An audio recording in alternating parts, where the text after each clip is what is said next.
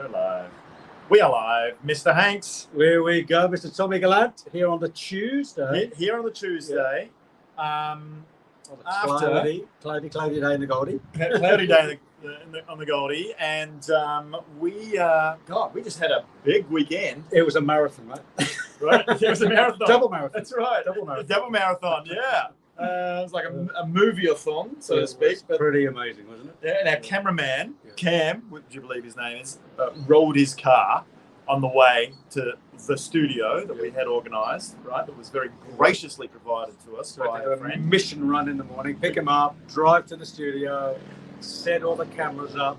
Right. And then, Tommy, we just got behind the camera lens and we spoke and we shared and we got some content in there, and we did a whole video series over 2 days. Yeah, which like was 15 plus pretty videos. Amazing. Recorded at about 20 minutes length each, so that they could be that transit length mini trainings for the busy execs. I know what that life used to be like, and so we're really trying to make sure that we can have a product that's totally frictionless and seamless for those on the fly. And 2 days of videoing, and we only did one take twice. It was one of the first ones. It was great, wasn't it? Yeah. It was very good. Yeah, it was a good team effort. 3 of us in the room for the whole weekend, and we got some outdoor shots as well at different markets. I'm not going to share too much because I don't know. Spoiler alerts coming up. Spoiler alerts, yeah. Yeah, so you're gonna have to wait for those videos to be ready. Launch date in November. We'll share more of that in the next couple of weeks.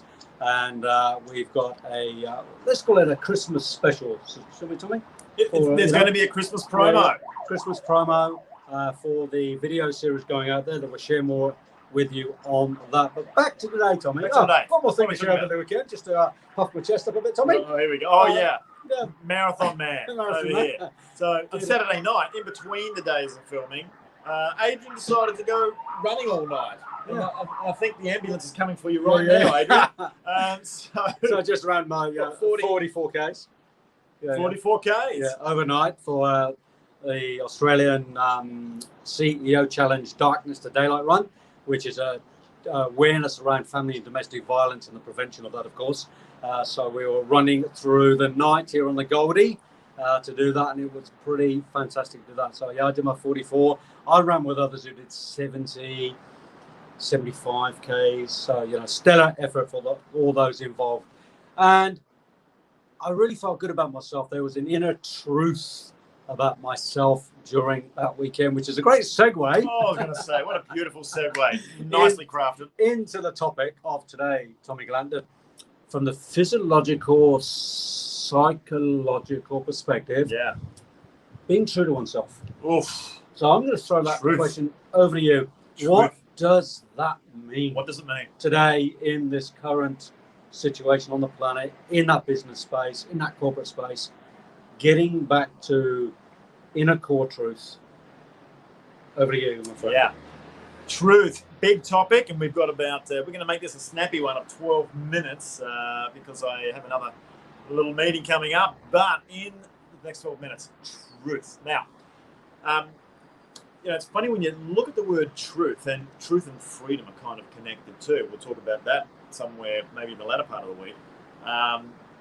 But when I'm looking at truth, and I used to look at it from a very left brain point of view, right? And there is an aspect of truth that is based on fact. Interesting thing is, when you look at facts, where are those facts coming from? And even when it's coming from a video, which can be doctored these days, you can have I've forgotten the name of it, deep something they call it, where even they can have an Obama talking, and there's actually nothing he's ever said, right? So digitally, you've got to be really careful. Digital manipulation. What you think is truth, and even then, I guess the less sophisticated version of that is mainstream media. People would believe, so it's where it comes into the belief system, that there is truth coming from Channel 7, Channel 9, Fox. I tend to watch Sky News because it seems to be more independent, right? It works for your truth. It works for my truth, right? So, Interesting. And it might not work for my truth. Why is it connecting to me. So then you go, what is the truth? And even when you were there and saw it with your own eyes, you know, is what you're seeing the same thing that someone else standing right next to you is seeing? I think maybe we get You're sounding a bit esoteric there, my friend. I think you've jumped fence. Well, yeah, it's a demarcation dispute on the spiritual side of the fence here, right? But I've had to evolve. I've had to evolve, Adrian, into understanding this, because I've got to say, even relationships that I've had, and this plays up a lot in relationships, you know, because you go very left brain, defensive, ego. Well, no, the truth is this. Well, you know, and I said, you said. Right, I said, you said, and even then our memories kind of suck. It's like 50% of the time, the figures are scary, how inaccurate our memories are. Totally, yeah. And it's usually based on some, you know, wound or belief system or defense mechanism. Yeah. You know, defense mechanism, you're not coming in, you're not going to attack me. Right. So we'll make up, you know, lots of BS or whatever we can to protect ourselves, of course. Well, and a lot of it, sometimes we're believing it. Yeah.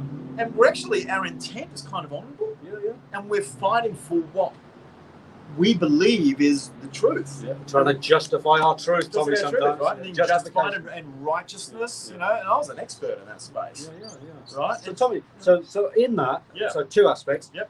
How does that then impact psychologically and physiologically? Yep. Also, how does it impact the business world? Right. So look, physiologically, just makes it a little easier, right? Because we'll get some of the interconnected stuff down the latter part of the week. You're going to have the easy job. Is that physiologically, it's like getting up in the morning, you're waking up and you're going, oh God, the last thing I want to do right now is a workout, right? Now, it's going to depend on your health type. As I've said many times, epigenetically, so is that, may be a smart thing. I have a little question here. Yeah. So when one makes that statement, I don't want to get out in the bed in the morning to exercise, is that your truth? Is it your truth? Where are you coming from with that? Yeah. Is that how? Great question, by the way. Yeah, it's a great question. Is it how you are? I mean, physiologically, you may feel, your body may be telling you, right? Your meat suit is saying, oh no, we're not doing that, especially after a big night. We're not doing that this morning. And so you're going, thanks, body. I've heard from you, right? Now, dig deeper. Into what? Into your your soul, purpose, your spirit, your why, yeah. right? That's connected up through your soul and your spirit. You're going, okay, you haven't worked out, you haven't done the numbers this week. And I try to give myself latitude of per week if I'm doing the numbers. It's okay. It doesn't have to be on that particular day. So something, what you're saying here is you're aiming for an outcome that you've set for yourself. Yes. Okay. Right? Yeah. For the week. Yeah. Right? Did you hear that? You're setting an outcome setting an outcome for the week. Setting an outcome. Write that down. Right, there we go. setting an outcome on some other form of truth. Yeah. But getting back to yourself, what I've found, what I've learned as well, is that even when I feel that way, my body is telling me this, sometimes there's a certain amount of truth behind that says, well, actually it's not smart for you. And so the devices can help me here, where, you know, the Oura Ring, and it'll say, Tommy, the body, it's not healthy for you necessarily to go and work out. You're not going to get the results this morning if you do this. So I'll look at the numbers, because they tend to lie less than perhaps my emotional brain and so on, right? My amygdala. So to connect with your understanding of what's true for you, your trust is in the information I'm getting. So there's a truth and a trust connection too. There's a belief there, right? Is this? So if I'm believing that this information is truth about the situation and what the consequences could be if I do work out, then okay, take that into account. So I will then you've got to just dig deep and go, okay, let's not bullshit yourself, you know, and for the first 3 or 4 days of this week, you actually haven't done much. But getting into the latter part of the week, this has happened a couple of days in a row. So it gets to Thursday, you haven't done anything yet? Yeah, I think it's time for us to get up and move forward. You know, we've listened to bits of the body, how I feel. We've worked through the emotions. You know, I'm usually a hustle and grind kind of guy that was, you know, from 30 years of doing that in the corporate world. I want to keep that at bay too. Saying I'm just going to do this because of hustle and grind. I want to know the truth. Should I right now be going for a workout as well? And what I do is you start to do some mind management stuff. So you know what? Okay, first let's just get out of bed. Get out of bed. All right, let's have blood starts to flow. A little bit of endorphin action starts to happen, right? The feel-good sort of hormone after you've been moving. Let's go put the runners on. Sometimes that can be a blockage. Exactly. Like, oh, Just I've got to put the runners on. Yeah, because it's attached to some form of emotion, right? That you're pulling out of the amygdala, going, on. no! The body's going, no, don't do it. It's going to hurt. Yeah. Right? So I think, no, it's cool. It's cool. All I'm going to do, body, is I'm just going to put the runners on. I'm just going to put the running shorts on. I'm just going to walk into the office on a Monday morning. I know it's going to hurt. I've got to meet the boss. Oh, God, right? Yeah. I've got to meet my partner. I've got to meet another with the runners on. Another company. Right. Some discussion. It's going to hurt. Exactly, right? So, but yeah, what you're doing is you're breaking this down so it doesn't feel like an overwhelming thought to begin with. And I've got to say, 95% higher even of the time, if I've done these little breakdown things, just get the gear on, just do this, and if you're not feeling good, then go slow, right? Or just do the walk this morning. Do something. So do the shoelaces up slowly. You're right, yeah. You don't want to pull a hammy in your finger, right? So, exactly, but you're breaking it all down to little steps. You're not letting your mind run away. So, because you know what you've done is you haven't been present. You're not even running yet. And you're going, right? It's like, dude, you're not even doing living in the yet. future. I'm living in the future. I'm not present. Bring it back to the present. Do these little things. That feels okay. Oh, that feels okay. Oh, that feels okay. Yeah, the ankle actually was only stiff. It wasn't broken. Yeah. Right. And you start to move. You know, I'll just walk. And then I start walking. Oh, screw this. Let's get a little bit of it. Just a slow jog. And I felt like that 4 o'clock Sunday morning. I bet you did. Right. When I was on my last 8.5 Ks. How the quads? They're actually not bad. Right? Yeah, I'm ticklish. I'm just ticklish. So anyway, so look, I think that way you can manage your mind to get to the truth, because you're bullshitting yourself. And the fact that you had this thought that wasn't even here and present right now. It wasn't real. Right, it was not real. If it's not real, then it's not true. Right? Yeah. So there's a way to manage through it, and digging deep, breaking it all down, saying, let's just go and find out the truth as to really, is my body going to feel this? Am I feeling this? No, 95% of the time. So there's a physiological way to handle this. So dealing with your psychological truth as well, which we're talking a bit about. And they blend in it. And the word that comes to me, Tom, when I think about it is, if you have the vision through technology, through all the stats that you do with your measuring, you're going to have to find some faith in it, eh? I'm going to have to find some faith, firstly, in myself, that I will get done what I set out to do, unless there's some mitigating circumstance that's real, that's true.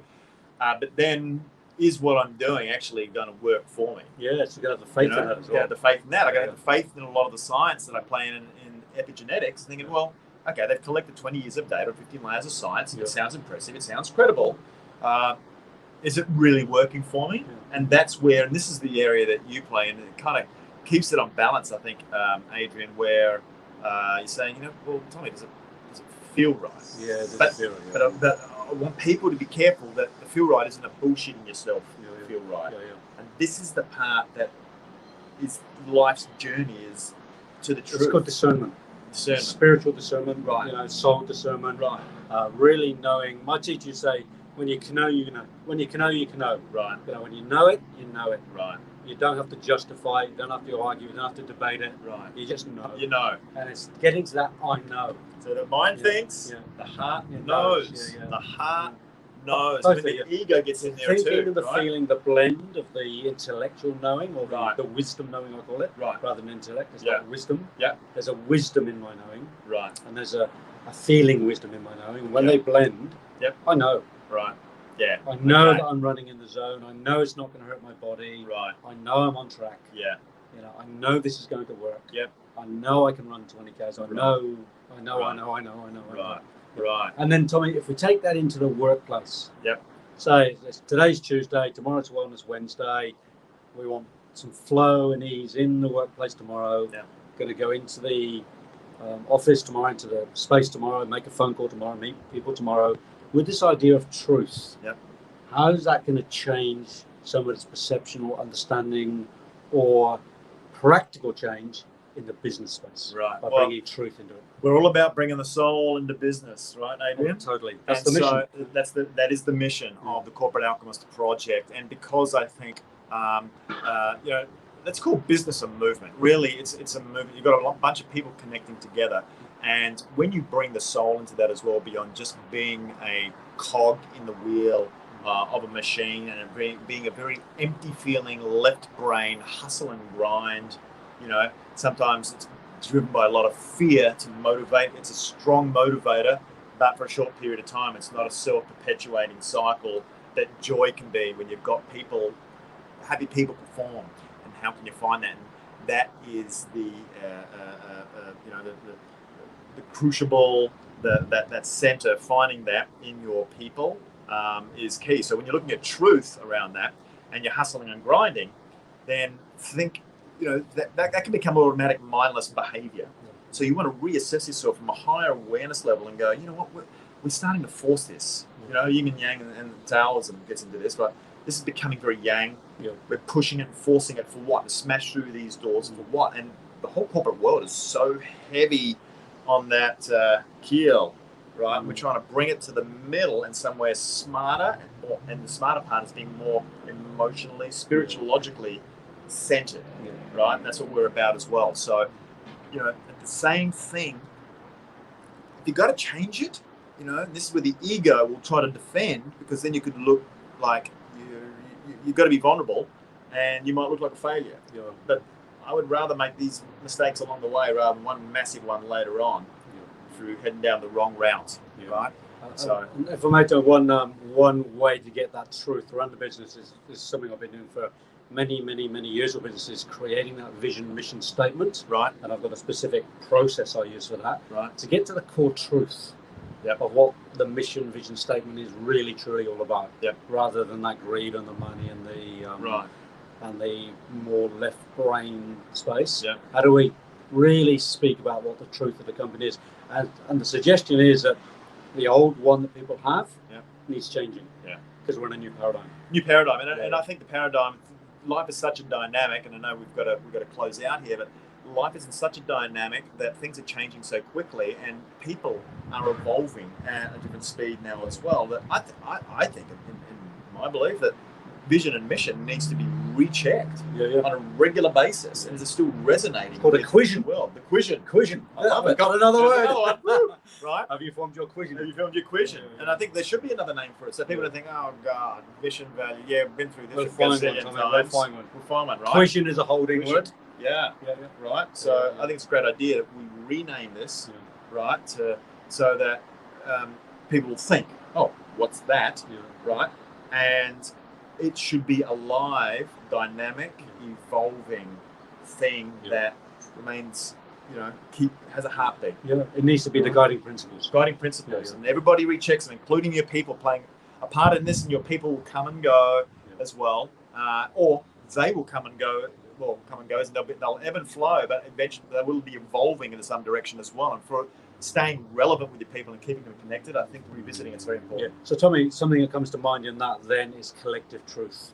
Right. And maybe that's where we segue into Friday. On Freedom Friday, we'll be doing that one. Freedom Friday. That'll be really interesting. Yeah, collective truth. Yeah.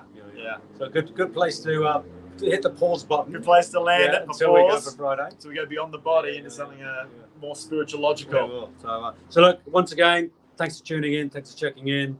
Love our Facebook Lives. Obviously, LinkedIn is where this goes, and also into YouTube as well. It goes on to Tommy's personal Facebook page, goes on to mine, and you can follow us on LinkedIn on the Corporate Alchemist Project page or group if you want to jump over to that space.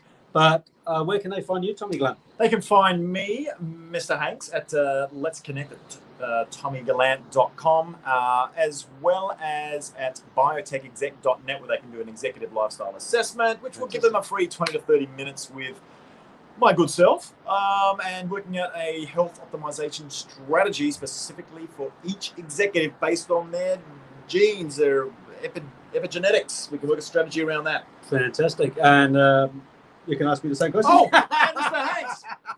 We're coming done. No, right? Where can we find you, my friend, apart from on my balcony? Apart from on your balcony in the store, AdrianHanks.com, and likewise, you can book in for a 30-minute connection with me, a Where Am I Right Now strategy session. Yeah, I'd love to see where you are right now and where you want to be in the future.